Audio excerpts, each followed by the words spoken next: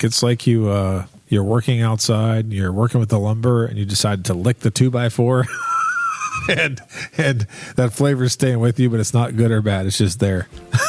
I'm gonna leave that to your knowledge.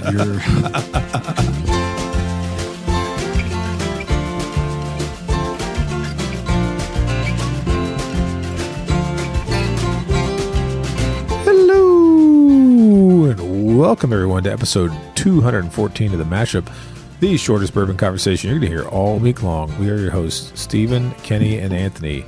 What is up, Kenny? What's up, buddy? Hey, not too much. We are actually right now on break from the Best of Blinds 2024 round number 3. Yeah. Last weekend of the blinds, and so we're actually recording on a Sunday. Mm-hmm. We've done round 1. We just ate a whole lot of food while the food's digesting, and we are chilling, popping a couple episodes here, and we've got one last half a round or whatever it is to go, and then we will have our final scores. Well, how many is it, Kenny? Because you keep adding stuff. So I did. I know. I added one more bottle today. Alves about killed me. So yeah, I get this text message that don't put out the list yet because we got to add one bottle. And I'm like, okay. I'll put it out in 3 weeks then, brother. Yeah. I might add another one too. We'll see here. Might add another one. So our listeners, you guys have got to be crazy. You're running your last minute errands. You're trying to get ready for Christmas Eve here. You know, if you celebrate Christmas, and we're drinking 22 bourbons. And we're drinking. Is it 22 or 25? Well, 22 officially, and we have all the other pours to pre-pour, and that's true. Starter pours, and we did pour something from that we already scored from the week before, just to know what say. Hey, this is a 7, this is a 6.5. That way, you can kind of know where your basis is. Right. So Kenny, he's talked about this in previous episodes, and just so you know, he translates his mad science over to us when we're doing our best of blinds. He hands over a pour blind and says, "Here you go, everybody," and we all taste it. And he goes, "You know what? What'd you score that? What do you think you scored that?" And next thing you know, we're telling, "Oh, this is an 8, this is a 7." He's like, "Actually, you scored it this, you scored it that, you scored it this." And so he has this way of bringing in the pour from the previous round to sort of level us off and tell us where we're going to be at. So you know where your base is. Yeah, no, that's fine, and I appreciate that when you do that. And also, kind of, I think to myself, like, what did I eat last week? You know what I mean? Yeah. Oh no, that's all that plays into it. So that's why we do that one little starter pour to know what this is the score of this. Right, absolutely. And so we are missing. We'd be remiss if we didn't say anything about our comrade missing tonight, Mr. Steven. He is, as far as I know, he is packing the presents under the tree, wrapping presents for for his family.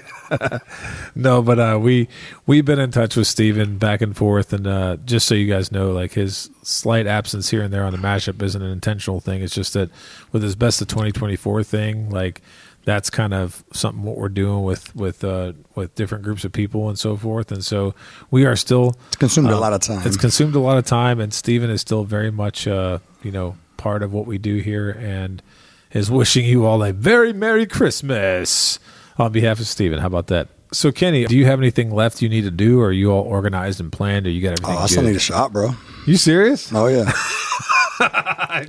What are you going to find in Lexington the last 2 days before we start? It makes it easy. You're not going to find anything. There's not a lot of stuff left, so it makes it easier to grab. You go. That's left and that's left. And grab that. Poor Shannon. What's she going to get for Christmas? She gets me, dog. There you go. Oh, look at that. Hey, that's good. I mean, my wife would be like, she'd laugh if I said that.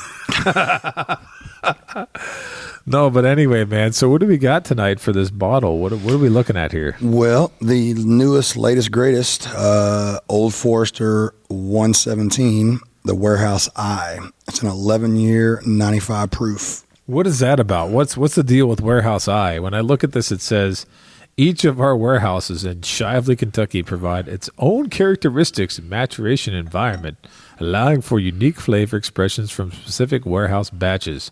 The small batch of barrels from Warehouse Eye have been heat cycled since 2013 and chosen exclusively from the hottest floors. So does that mean this is going to be hot at 95 proof? I mean, if it was from the top floor and they watered it all the way down, it's going to probably be a very hot tasting 95 proof. That's a very weird thing. I mean, do you feel like this is marketing, or what do you feel like is going on here? I mean, I never heard of Warehouse I before this. I mean, is that where they pull the birthday bourbons from? I'm not sure, but I did read on this. Okay, please. I did read. Look at this, Kenny, coming through with the research. That Melissa Rift Okay. was involved in this. Okay, that's great. That's a good start. She was involved in this year's birthday bourbon, which actually to me tasted really, really, really good compared to previous birthday bourbons. Okay.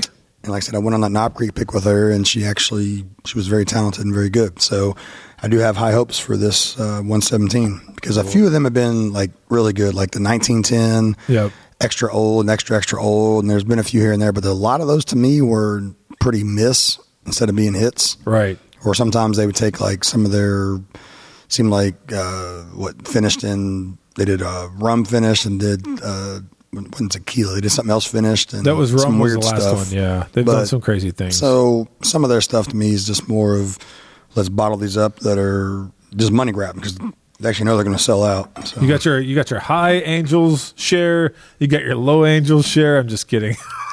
You got both of them, right?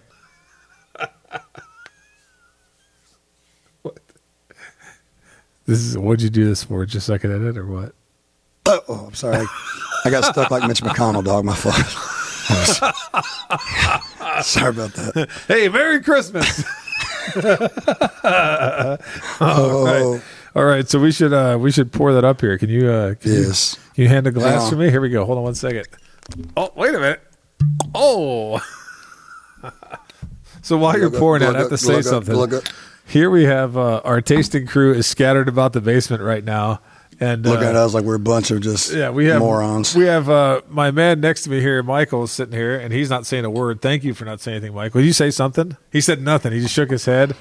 And then we have other people that are asleep in various stages of sleeping. Caleb was sawing logs a minute ago. Caleb. Oh, my God. Caleb is asleep, I think, isn't he?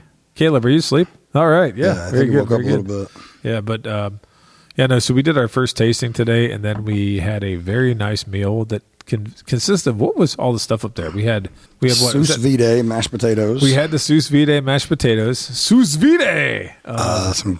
Then we had barbecue that Michael brought. Yep, the barbecue is great. Caleb brought deer pork, deer roast venisons, and a big old. Caleb, what all was that, man? Yeah, what was in there? Pepperoncinis, Anthony's favorite. He just sputters out pepperoncini. Jordan brought some Grimes, which is awesome. Grimes is good. Alves brought those sausage balls made with Cheddar Bay biscuits. Oh, man, those are really good. And then I Cop Out just brought some Mousetrap pimento cheese. Which is amazing. Which is good, yeah. That got smashed pretty good. So that's all good stuff. So on to, should we go to nosing this thing here? Let's nose it and taste it. What is that? What does it nose like? Oh, my God, this nose is like what's in Warehouse I. I mean, you remember how it is when you nose from Warehouse I, right? Yeah. Yeah. You know what's funny? Like, I can still smell some of the barbecue upstairs. So I hope that everything's turned off, stove and everything. Yeah, I walked by earlier and I smelled the potatoes. I'm like, oh, crap. Uh-oh. Thought they were on warm. They were still cooking a little bit. They were too high. So. They went from sous vide to burnt vide. Sous burnt day. Sous burnt day. Yeah, I had to turn them off. No, but this is pretty. A little bit of caramel. Yeah, caramel, standard bourbon. A little bit of ethanol, though. I'm getting ethanol.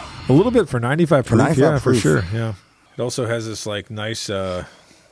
It's funny. I can't even call it a fruit note because it's kind of like a nail polish fruit note. So I know I don't usually mix those two things, but it's a little bit sharp. It's got a little bit of sharp nose. What do you think? Michael agrees. Michael agrees, even though he's not saying a word. He's like, I'm not being on the Mashup podcast, but I will nose and agree. So we have a consensus now for the three of us that are sitting at the table. He's actually mute. So Michael the mute. We got a mute over here. Got a big old smile. Anyway, yeah, I think I'm ready to go in for a taste here. Okay, so I'm not sure in Warehouse I if they have like I don't know what the heat cycling or whatever's going on there. It definitely tastes older, but the oak is not like massively mature. This is 11 years old. It's 11 years old? Yeah, it's 11-year-old with heat cycling. I don't know if they heat cycle on high or not. Well, that's what they said. Okay.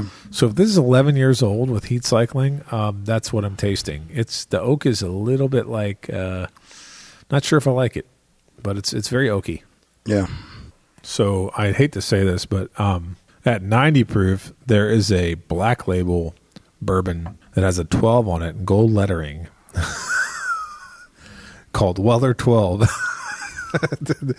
It tastes really good. And, that's what, 12-year 90 proof? That's 12-year 90 proof, and this is 11-year 95. And right now, this is just hitting a little bit more heavy than I want it to for where I'm at right now on Christmas Eve. Well, this sample too, I forgot to mention it. Well, number one, this is supposed to be like a $65 retail. Okay.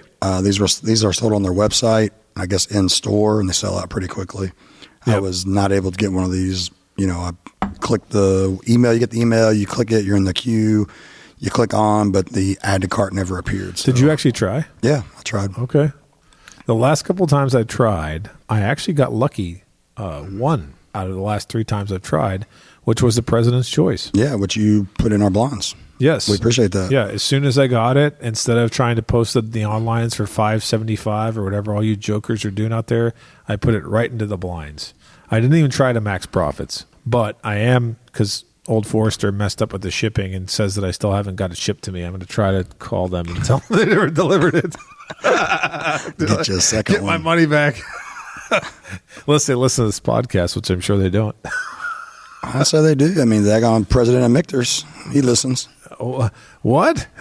That's what I heard, at least. I never heard of such a thing of that. I don't even know what you're talking about, but Kenny must have inside information I never got from anybody. So, yeah, but no, that's really cool. Yeah, I don't know what I'm thinking about this right now. You got any other thoughts on this, sir? No, I do want to thank Kyle for this, though. Kyle, I'm not going to say his last name, but he was in Texas. He is now moving, I believe, to New York. But Kyle, I mean, I talked about this before in one of the other episodes because I did get an Old Forester sample from him last time as well. But basically, with Old Forester, they don't ship to Texas. Okay. So he was lucky enough to pop online and grab, able to purchase. So he used an address here locally that I pick up for him. And I hold for him. Okay. So he so gracefully just let me pop a bottle to get a sample out of for this before he picks it up when he's through town next time. Well, nice. Thank you, Kyle. Thank you, Kyle, for the sample. Oh, no, that's really nice of him to share that. But second sip, same thing. I'm going to go for a sip, yeah. I already sipped. Oh, you already sipped? Okay. Yeah, go ahead, please. Yeah, I want to hear what you have to say, sir. While you're sipping, I'm going to write us a holiday jingle on my notes here on my phone. I get a little caramelly, but the oak is very, very dominant too, for sure. Yeah, it's like sweet caramel, oak, and it's just very oaky, in my opinion. Like the middle and the finish just holds that oak. Yep.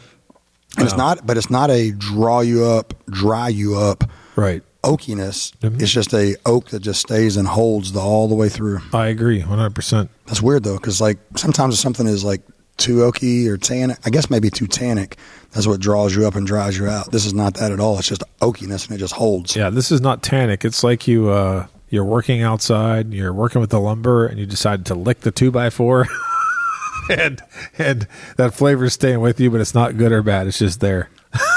I'm gonna leave that to your knowledge. Do you remember that? You don't remember that? Else? There's Anybody 6 else people in this room, and nobody knows about that. Nobody knows about the bay. You guys are a great gallery, by the way. I expect somebody to put $1 in my cup. It's like a ghost town down here. These guys aren't saying a word. I think they're awfully full, man. That's a lot of food. Must be the pepperoncini. I always recommend the guys out there. So actually, this is kind of funny. One of our guys up in New York who's listened to our podcast for a long time. I won't give you his name, but I'm a whiskey guy is his Instagram handle. One time I sent him a video of me eating pepperoncini and sipping bourbon. And I said, this is the way you got to do it. And his first response was, really? And I was like, no, that's not what you're supposed to do. And I feel bad because like it was like a moment where he was like, what is this guy doing? And I'm like, that's just me, man. I like to goof around. And so he's a great dude. He's been with us from the beginning. So give him a shout out. He's been with y'all longer than I have. Oh, longer than Kenny has. So yeah. I listen to more episodes than I have too. Holiday. Thanks for reminding. Yes, Kenny, thank you for reminding. But yeah, no, seriously, we appreciate you listening, brother. That's I know we don't give shout outs on shorts, but good to acknowledge him here on the holiday. So it's not like on the nose. There's a lot of ethanol pop, but it's not there on the palate. Right. But a little sweet, a little caramel, but that oak is just there. Like, and that's the main thing you taste. Yeah, and that's the thing. Like when we're tasting this right now, even though we've tasted a lot of stuff today, like this just, I think on the rum series, we did it with something else though. We did the rum. All right, the 117 rum. I can't remember. Yeah, I think it was a pass on that, and I think you were too. But like that was the last release, I think, of this series, and I just wasn't overly impressed by it. I appreciate it for what it is, but it's interesting. So I kind of feel like I'm going the same direction with this one, but I don't know. I could be persuaded. Well, I'm gonna hand you something to see if it persuades you. Oh, nice! Little blind coming around here. So you can't do too many blinds, man, because we got another 22 to hit when we get done with this. 22? Is that how many? Right? No, 11. 11. Okay, I was going to say 11 more. You scared me a little bit. We did 11 the first round, so we have 11 more to go. If we had 22 left, I'm going to call my wife and tell her. We have 11 more to go. 11 left. Yeah, so 11, and then we'll be in the final round. Cannot wait to see. That's gonna be a fun episode after we figure out where the scores were. Yep. Because there's gonna be a lot of things I think throughout the year that when we tasted knowing what we were drinking that we didn't like it a whole lot. Right. The score's really high. Then there'll be things that when we knew we were drinking that we love that scores mid or something. Oh yeah, there's gonna be so many. I can't wait for interesting that. To see. It's gonna be really fun. Yeah, it's gonna be really fun. So the nose on this is a little bit peppery. And then when I sipped, like I've got one of my dreaded notes here that I'm not sure if everybody agrees with me on, but it's almost like somebody took. You ever had like? So you're at a wedding or something, and they put out like. Is it a Greek wedding? not a Greek wedding, just any wedding where they have like a table out that has fruit and stuff on it. Okay. And the fruit is like a bunch of melon that may or may not be in season. And then like you pick some of that up, you put it on your plate, and you sprinkle some salt and pepper on some other things that are there. So you kind of got this melon that's half salted and peppery. That's kind of what the palate of this reminds me of for this blind that you poured.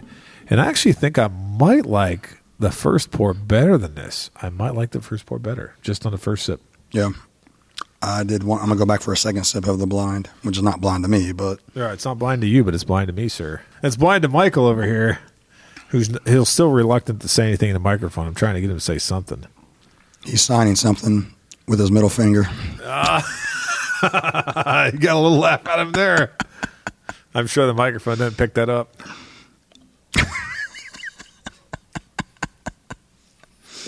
Oh, yeah. Oh, yeah. Now that I tasted the blind again, I'm going to go back and try the original. Yeah, I got a little bit of the original left. So what's really going to throw me off here is if this blind is something that I have previously said I would buy. If that's the case, then I'm really going to have to think hard about this 117 because... I like the front side of the blind, though. You like the front side of the blind? The front side. Let me see here. Let me go the back front side.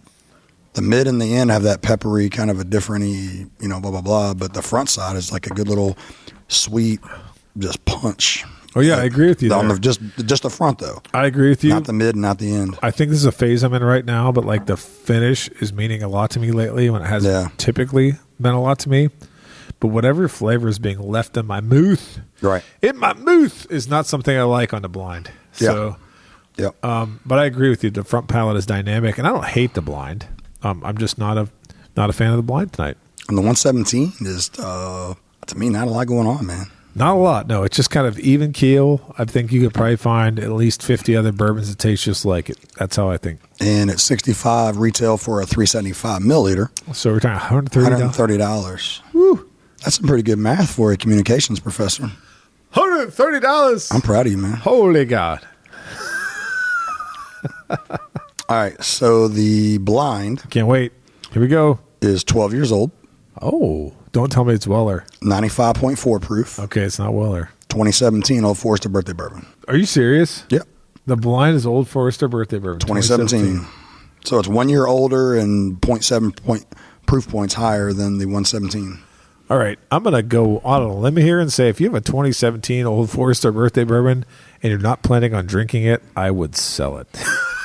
I mean, come on. Yep. Are you serious? That's why this year's 2024 birthday bourbon that we did, it totally surprised me that I actually liked it. Because I've had the 2017, 18, 19, 20, 21, blah, blah, blah, blah, and just none of them do it for me at all whatsoever. This year, 2024, was actually really good. God, that's 2017 OFTV? Yep. Yikes. Yep. Well, you know what? I think that's kind of why when we think about this holiday season and think about, Christmas Eve and a lot of wonderful times that we celebrate, that we can't just think about brands like Old Forester. This really signifies why why we have people like Buffalo. That was out, man. That was Caleb. oh, nice. We got some snoring going on here. Oh, yeah. Belly's full. Why we got brands like Buffalo Trace that you really got to appreciate what they do.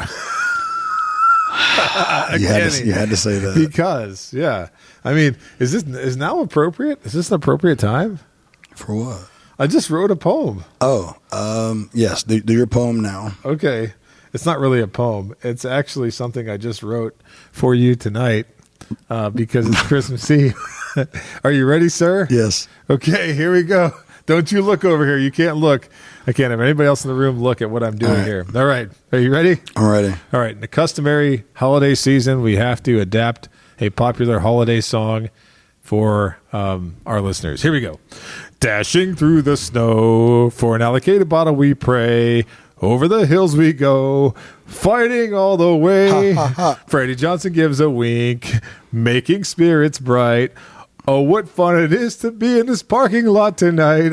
Oh, Buffalo Trace, Buffalo Trace, Buffalo all the way.